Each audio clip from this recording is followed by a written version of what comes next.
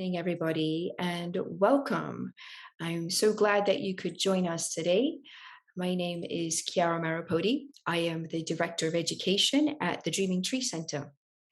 And at the center, we're dedicated to developing and showcasing events, series, and classes that support awareness, connection, and discovery. So these three tenets set the tone for our events, which are embedded in self-understanding, development, and wellness. And as a part of this, we recognize that the learning process is actually a living process. It's dynamic and it's continually in motion. It's a lifelong journey. And this is what we're here for. And we can do this together. And this is why we have the Dreaming Tree Center. We created it. It's also our own way for narrative and expression. So we welcome you to this community. And we welcome you to this event, which we've been very much looking forward to, the wounded masculine and feminine, and how they engage in relationships with Igor Vasilevitsky. Thank you very much for joining us today. I'm so excited that you're here with us.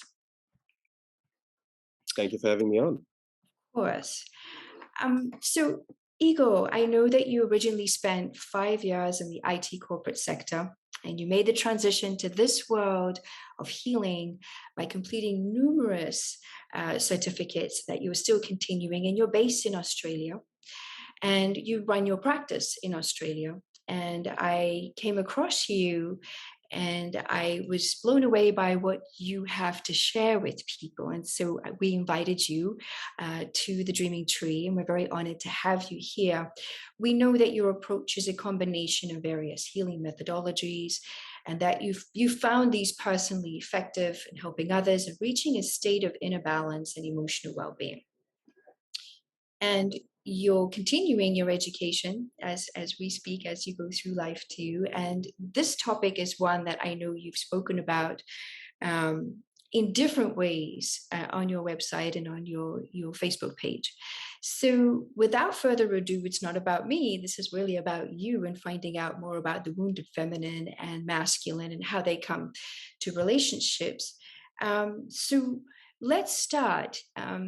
Welcome again, and perhaps if you have some opening comments so that we could begin this dialogue.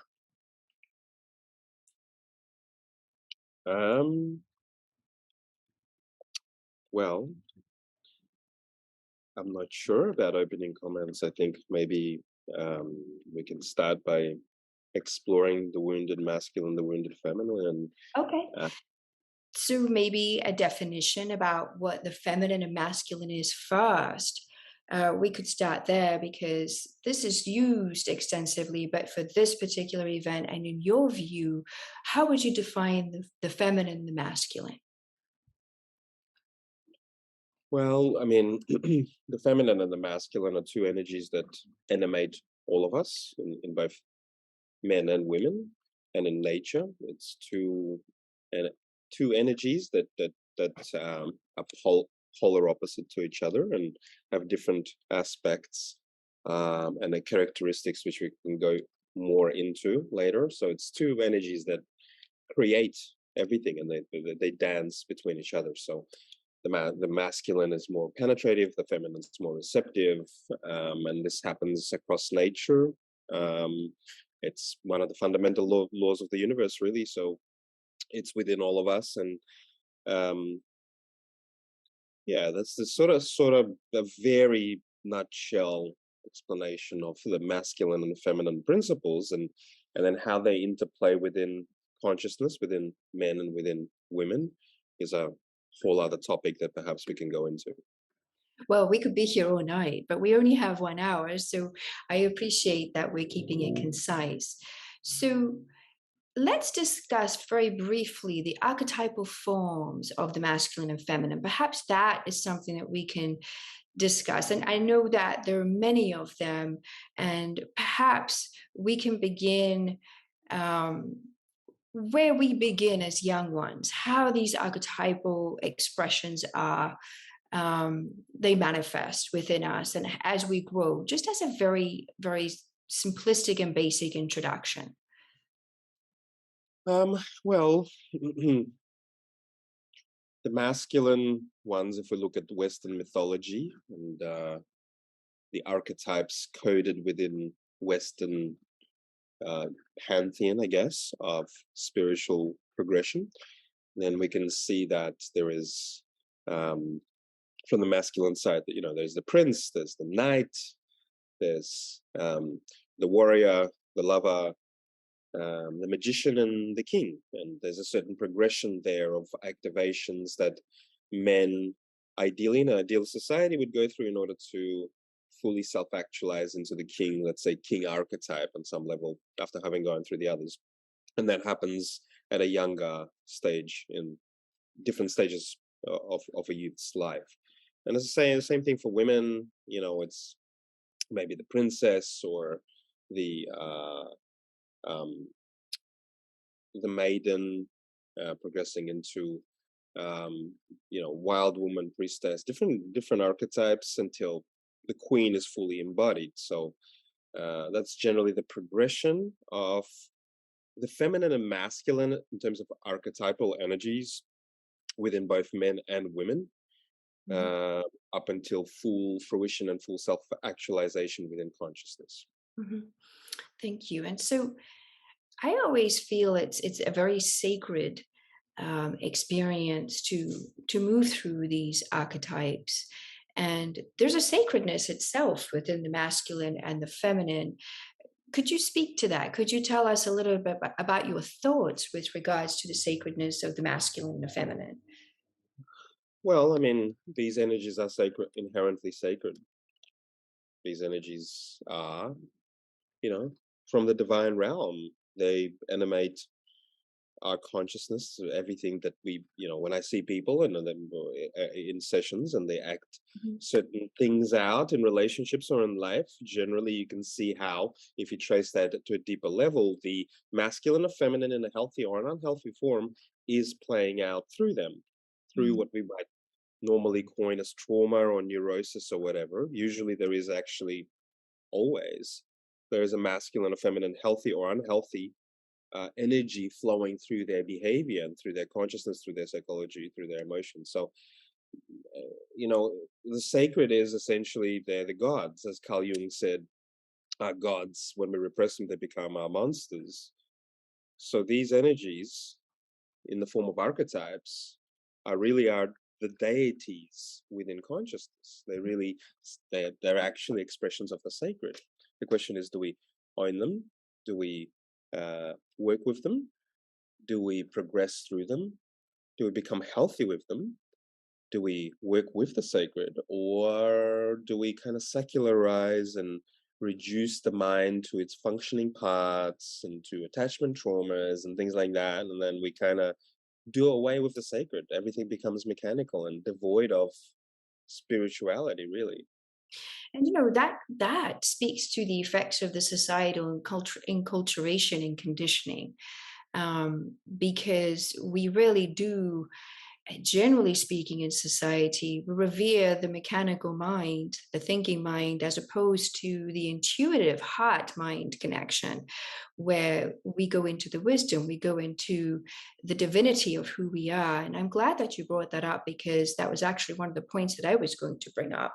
So, if I may ask you, would you be able to give an example of how, in brief terms, obviously, without too much detail and with privacy kept, um, with regards to how this might play out in a session with someone that you might have, as an Uh, example? what specifically do you want Well, me for example, let's say that there is a wounding of the feminine. to? How would that perhaps play out in somebody's life, whether it's on a spiritual, psychological, physical level, even? Because, I mean, there are many types of wounding, but there might be one that stands out for you that you see often. So, how might that be an Mm, example? mm. Well, I mean, let's say the wounded feminine. Um, a person, man or woman, that, for example, goes into a state of helplessness a lot. Like, I can't do this. Somebody else needs to do it for me. This one I see quite often in men or in women. Um, is the embodiment of the damsel archetype. It's I need to go into helplessness in order to be rescued by the Correct. mask. So that can play out in different ways. I can't do this. I don't want to do this. I'm not going to take responsibility for it. I don't want to commit to something. I want to step back. When we tune into the energy of that, often it can be the damsel energy. Mm. So that's one form of the unhealthy feminine. Um, from the unhealthy masculine, let's, as an example, um, there can be, for example, a certain type of rigidity, which is a compensation for a healthy masculine energy of solidity and strength and a certain type of centeredness. So a man can hold on to his viewpoints, and he may be called a narcissist because he won't let go and see someone else's perspectives. But he's from a polarity, masculine, feminine perspective.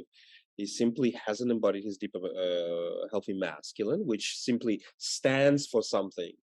I'm going to stand in this truth and this conviction, and that makes me safe. That makes me trustworthy, Yes. and rely on that. And if I can't do that, well, I'm going to compensate in these other unhealthy ways by, let's say, being rigid, intellectually rigid. This is true, and I don't care. I'm not going to. There's no heart behind it. Yes. It's being rigid and strong for the sake of being rigid and strong. But that's And not really strength, is it, at the end of the day? It it's is it's a pseudo a strength. form. Pseudo Yes. strength. Yes. Um, Yes. it's not depth strength, but the thing is, then if you work on that with a person, for example, and you relax and soften that, and beneath that there is no stronger masculine, then then there can be a collapse into all sorts of other things. So it's hard for a man to give that up until a deeper masculine arises to which is unshakable, the masculine is consciousness itself, its strength, its solidity. So with men where I might help them to kind of open that rigidity up, and Mm. there is masculine to catch them underneath that, to hold them. Yes. They can go into often the chaotic feminine, all these emotions everywhere, right? There's Yes. there's no Mhm. rigidity to hold them anymore, protect them, what they believe is protection. They go into chaos, emotions everywhere. The inner child, maybe, but from a polarity perspective, it's the wounded feminine, the Right. uncontained feminine, because the feminine is in an unhealthy version. Again, it's chaotic, Mm. right? Emotions everywhere, feelings, drama. It's uncontained. And then the masculine comes in and contains it, right? So if you look at a man, um, let's say with a child, the masculine stands and he gives ground, he gives solidity, he gives boundaries to Correct. the emotionality, right? So if you don't have that, and you don't have the rigidity and the some sort of anchor, I Mhm. suppose, Mhm. whether healthy or unhealthy, right? You may have these chaotic emotional overwhelms. Right. Exactly. That in both men and women. Yeah. Yes, that's very well said, and thank you for that. I think it's an important piece because, you know, often we don't have an understanding of what's going on and we're just going through things. But in this way, putting it into place from this perspective does help support to bring understanding and meaning and growth. But obviously, as you said, if somebody is going through that, it's very important to find a professional who can hold that space for them so that they can work through that rite of passage, so to speak. I mean, would you call it a rite of passage? Because it feels to me like it is a rite of passage. Yeah, I mean, 100%. I mean, for me, I think a few years ago, I realized it's not so much about traumas, really, healing. It's all about missed rites of passages and redoing them again. Because Yes, anytime I see anyone who's like, oh, well, that's a neurosis or bad behavior or codependent or this or that, at the end of the day, when we open that up, at some point in their lives, there was a 3-year-old, a 7-year-old, a 13-year-old, whatever, that didn't have an elder, a mentor, a right, female, a male, a healthy peer to step in at the right moment and hold their hand or give them what they needed or affirm something in them, which would then have prevented the development of this unhealthy personality on top of that missed rites of passage. And right. so when that happens, usually the whole personality not collapses kind of, but it doesn't. There's no need for it to be there anymore. This Right. coping personality, this this personality that hides the wound, because there is no more wound. It's not about a wound actually. It's about just receiving a certain psycho-spiritual ritual or rite of passage to meet a developmental need. That's Correct. all it is. That's Yes, all it and is. I agree with you. And it's in some respects, it's a different take on the Freudian idea of the different stages that you go through. But you can get stuck. I think there's a stuckness to it, being stuck in that loop and not having had the ability or the potential to have someone there for you to raise you towards that, what we've termed rite of passage today. And so all the labels that we see being used really should fall away. And it's more about what community do we bring? And, that kind of brings me again to the societal enculturation conditioning, but also technology, the effects of technology on how we view what is masculine, what is feminine, and what is the sacredness of that. And really, I feel like there's some distortions, and it's something that perhaps we can spend a little time talking about today. Do you feel like there are distortions in society based on not just the enculturation and conditioning, but the technology, or how do you feel about that? Um, are there distortions about the masculine? Yeah, 100%. I mean, I don't know about technology as such, but I haven't thought about that. But Mm. certainly the lack of sacredness, of honoring the sacred in life in general, right? We live in a highly secularized, very atheistic society, especially where I am anyway in Australia. Um, and that creates a whole host of problems in itself, I think. We don't honor these deeper blueprints within our psyche, which are the archetypes, right? Which can be seen as the divine. They're these blueprints that animate all of us, and we kind of deny them all, uh, instead of understanding that we're actually playing out these stories.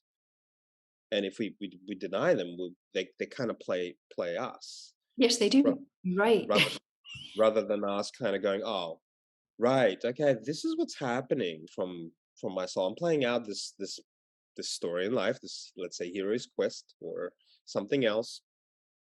And where am I in this journey? Where am I in the story? Or, oh, cool, I'm playing out this, let's say, this aggressive masculine archetype at the moment, right? How do I, okay, that's interesting, and I've done that for a while. Then how do I change that narrative? How do I change that story? Can I connect to a different story from my soul Mm. to play out a different type of benevolent masculine for life? So I mean, the distortion is that we don't even honor it, or understand it, or accept that that's what's happening, or that we can change it, that we can have rituals that affect, and change how how we express these things through us. Yes, Uh, I totally agree with you. And I feel that right there, we can go back to what we started with at the beginning when you talked about the example of helplessness, because then the person has no rudder. There's nothing to hold them, that solidity, and to hold the great waters that are within us, that are our psyche, really, because psychic ability comes from water too. So, but it's the connection to the divinity and the heart that people feel lost. There's a disconnection. And that's where I feel the technology kind of comes in, because it keeps us in that space. And it gives us snippets of information, but really it's not the full story. So we're going along with some information, perhaps, but still there's no rudder. And so we have this disconnect. oh, absolutely. I mean, I think the distortions are also just in relationships. We don't honor these energies of the masculine and feminine. We don't know how to act them out. We don't know what is natural to us. We take these courses in polarity, which are mechanical. That it's like, for Yes. me, for me, I find it quite insane actually, because I it's agree. like it's like who we are at the core, right? Beneath like, let's say, this personality, and all we have to do is connect to it, and then naturally we know how to be who we are. Instead, we learn how to act what we actually know who we are at the in our core. So it's like we learn, oh, a man does this and a woman does that. Well, why would we learn how to practice that if we actually, that is who we are? All we have to do is connect to it. So to me, it's, yeah, it's mind-boggling. That's interesting, because the next point I wanted to bring up was exactly that. What are the differences between the expression of the feminine and the masculine overlay as a function of societal ideas versus the sacred version, which you just basically explained? It's the masks that we hold and the masks that we think we need to hold because this is the version that society expects us to be. However, the hero and heroine's journey and the core is all about what's your rite of passage for this moment in time. What does it mean to actually be in your masculine, not above it in the overlay of the masculine, but in the masculine, to feel it, to honor it, to express it, how it's appearing to you with the support and the solidity that you described before. So I find that that's a really wonderful, and it always happens in these events where we come full circle, we come together with information that tacks onto each other. So that's, yes, very powerful. Very Mm. powerful information. I think it's also important information because it gives us permission to say it's okay to let the mask out, let it go. And just that alone, giving the permission to, let that mask down or allow the norms, the overlays of society down, then you can start to rise. Basically, you can begin to find out who you are at a much more sacred level. And we could call it the phoenix rising from the ashes if you wanted to. Yeah, I mean, I think that we can certainly. I mean, it's an interesting one because on the one hand, stepping out of society and doing the heroes or heroines journey, where we need to individuate Yes. by stepping out of the collective beliefs and things like that, is an important thing to undergo. And at the same time, the values and the structures embedded in a healthy society are what helps us to have a sense of belonging, have a sense of ritual that society provides for us, and values to in order to evolve. Yes. Because if we look at what's happening in the world today, with the rise of the feminine, there's been this destruction of structures for the last, I don't know, 40, 50 years, right?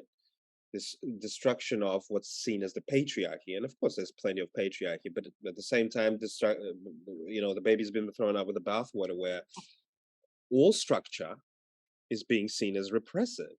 Mm. And that's not true. We need structure. Yes, we do. Otherwise, we create chaos.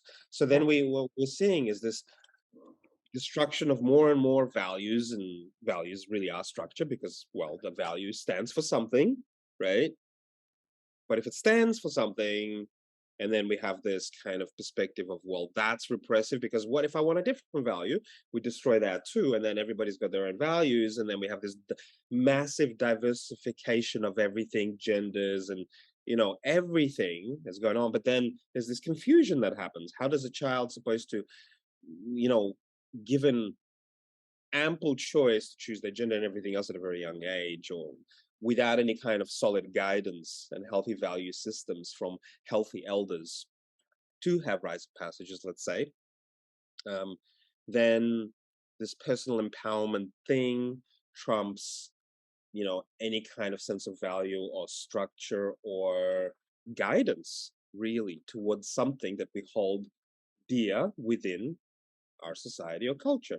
So it's an interesting balance between these two It is. things. But, It's a but I see that. But I see that as, again, the play out of feminine masculine. It's like we had, let's say, repressive masculine. A lot of that's been blown apart.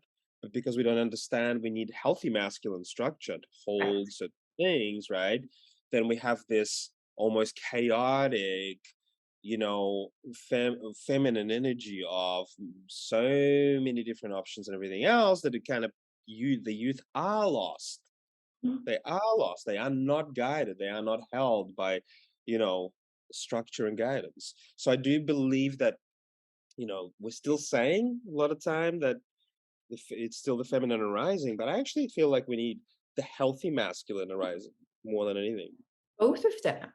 And you know what? Thank you. I think that's a really important discussion, and thank you for bringing this up. At the same time, you brought up some really interesting information I'd like to pick a little bit.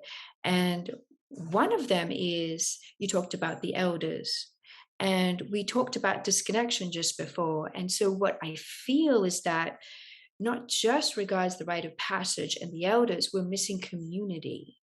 And people are trying to find it in many different ways, and they're turning to technology, which technology is important. It helps in certain ways with things. I'm not going to deny that. But when it comes to connection, when it comes to relationship, when it comes to rites of passage and growth and development and evolution, it really is something to be used and not to be the central focus of giving that to me. And so we lack community. We don't have the elders. We have that disconnection from that piece in our society that supports us to have a healthy masculine example, a healthy feminine example, so that we can begin to look at what is happening in terms of the loss of rite of passage and how to get there together. And I think that that connection piece is a really important one for me, at least. So I'm glad that you brought that up. Hmm. Yeah. So, what are some of the other typical, and for want of a better word, woundings? I know that you discussed it's not really a wounding, but in order for us to look into it, we need to have some type of label that sits for now. What other types are most prominent that you've seen? And let's start with the masculine first, and in relationship with the feminine.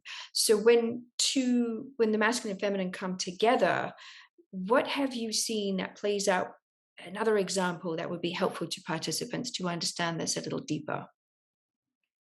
In terms of like wounded dynamics, you mean? Correct. Yes.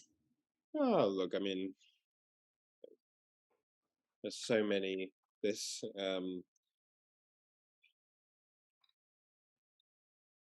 there's Let's look at it from an archetypal perspective. There's, so for example, the type of when men and women get together and let's say go into a serious relationship straight away. They have kids, they move in together, let's say, and then at some point, women starts not being able to open really deeply to let's say intimacy, to sexuality. And the man's complaining and he wants that to happen. He doesn't understand why. And at times I've noticed that the type of relationship that's jumped into like a serious thing straight away has missed a very important phase, an archetypal phase of courting, of Yes. romance, which is the king, the knight, and the maiden. You know, the courting is a very important phase to build something within the relationship. So in those situations where I've advised them to kind of pay attention to that, step out of the king queen energy, that usually will open the woman's heart up, Mhm. as well as obviously other aspects of her, to intimacy. So from an archetypal perspective, often it's good to revisit the different archetypes and see where a couple is at the moment. Where have they not spent enough time, for example? Just Because it's just different archetypes playing out in relationship at times. There yeah. can be the beast and the slut, for example, Mhm. playing Yes. out at different times. There can be, so one of those may be repressed in a person and not in the other one. And then there's a disconnect. So, archetypal psychotherapy is a thing, Mhm. but it's still masculine, feminine playing out just in different uh, stages. age groups, whatever you want to call it, just a younger version of that, an older version of that. Do you find that couples go back and forth between the archetypes? And if they do so and allow themselves to explore that in relationship and sacred relationship, does that really strengthen the evolution of the individual and the couple together? Yeah, 100%. I mean, if they're consciously aware, and again, it comes back to the question that you had before, it's like there's distortions when we don't recognize that this is what's playing out with us in every moment. We are just we're becoming victims to them, Yes. and we look at different perspectives on why is this happening? Why is this neurosis? Is this attachment thing? Is the other person narcissistic? What's going on here? If we bring in the sacred dimension, the sacred lens, and we understand that the other person is simply, I don't know, playing out a version of the coward, let's say, archetype, right? And so they're going into fight to block that out because of the fear and the vulnerability of being in that. And all they need is to activate more warrior energy to strengthen their confidence. It's like that becomes a completely different story. It's a sacred story. It's Yes. not shaming, it's not judgmental. So much stuff out there that I see on the internet. People are just, there's so much shaming. There There's is. so that this person's, you know, if he's a narcissist and he does this, this, and this, and so you must leave and empower yourself and all this sort of stuff. And it's like, where's the compassion? First of all, Exactly. the Exactly. humanity to all of us, because we all have narcissism. We all Yes. have Yes. different, Indeed. we all have spectrum of this. This is a human condition. It And is. then we have the sacred archetypes. Then we have the sacred archetypes that come in at different times. And if we have our eyes open to it, we can honor the other persons and our own stories, and then we can better navigate them. Yes. I agree. And, we started this with, at the beginning, I remember saying the Dreaming Tree Center really is about also looking at narrative. And this is really the narrative that plays out in each and every one of us. Because even though, for example, I'm connected more to the feminine, I would certainly have some sacred masculine within me. And the balance of that and understanding when it's to come forward more of the, like you said, the warrior perspective of, the coward, perhaps. I mean, I have that too sometimes, and being able to come out and say, this is where I'm at, this is why, this is what I need. It's Mhm. empowering, but at the same time, you having to step outside of the known, what you know. And I think that's very scary for those who don't have, like you said, that solid structural foundation to be able to lift themselves up and to lift each other up, by Yeah, people but who come the, the, before. the, the, beau- the beautiful thing is that our soul knows what we need. It knows Yes. where we're at. It knows what it need or what we need. And so, quite a lot of the time, I am channeling from the other person's soul what they're needing to, what the soul wants them to hear that they Right. can't hear. But also it's about guiding each person. And again, when we have sacredness in the world, we kind of learn how to listen to what our soul is telling us. And often the soul is saying, hey, you're playing out this story. This is the story you need, or this is the piece you need. It gives symbols. It gives these Yeah. images of exactly what we actually need as a rite of passage, as a transition, as a transformation. Mm. So then we're not really victims to it.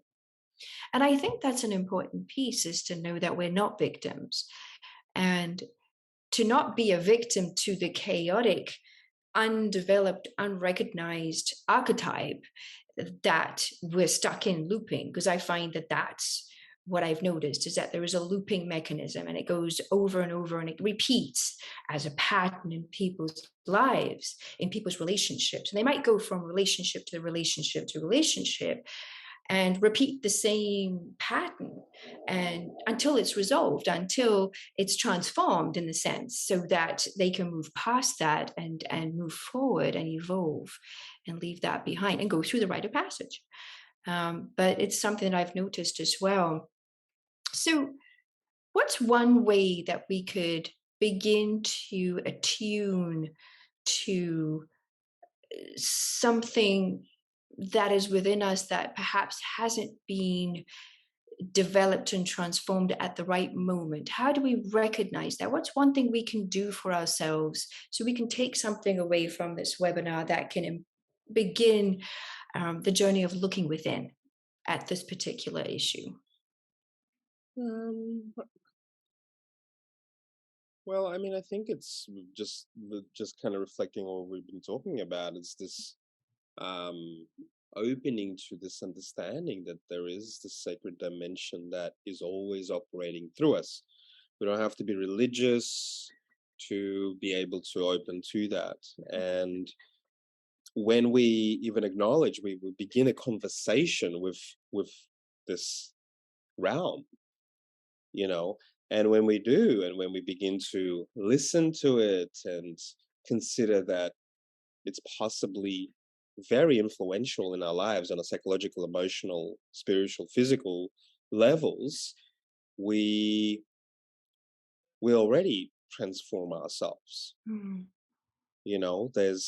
There's a certain level of trust in something that is greater than just our own personal little me capacities. I like the way you put that. Yeah.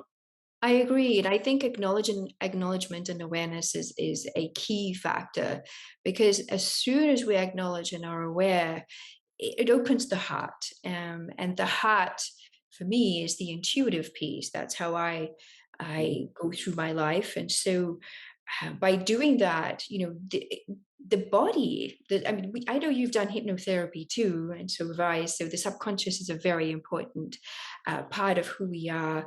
And for me, the body is the subconscious mind, and the heart is the gateway to that, because it is, like you said before, a very symbolic language that we've forgotten. Mhm. And again, if we go to indigenous populations, they haven't.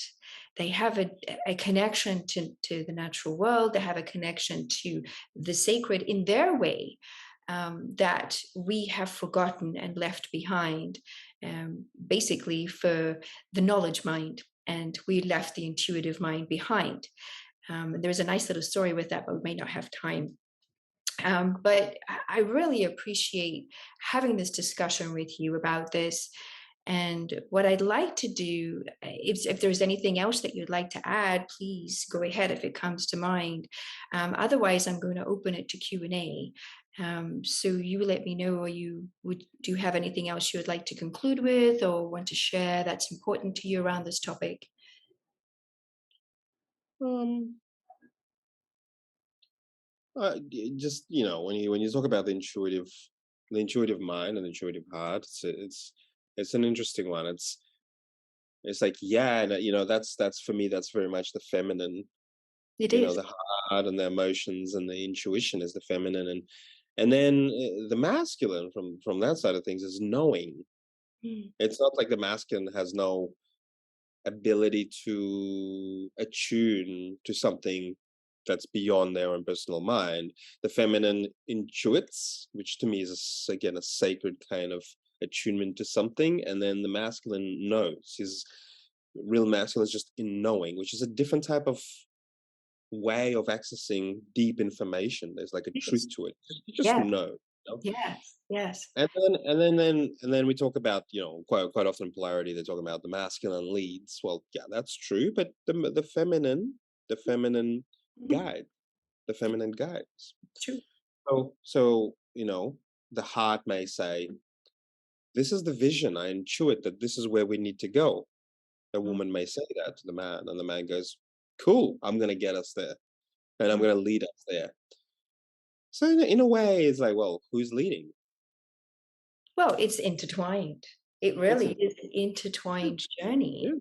It And is. the It journey is. is the hero and the heroine finding each other and actually transforming through the core together, which makes it sacred. I mean, that's my view of what you're saying, and I find it super interesting. Well, I want to take this opportunity to thank you, Igor, for this wonderful dialogue and conversation, and for all those who were here with us this evening, and all those who will see this recording. And I wish you a very good day where you are, because you're down under, and a good evening to everybody else. Thanks again. Good night. Thank you. Bye.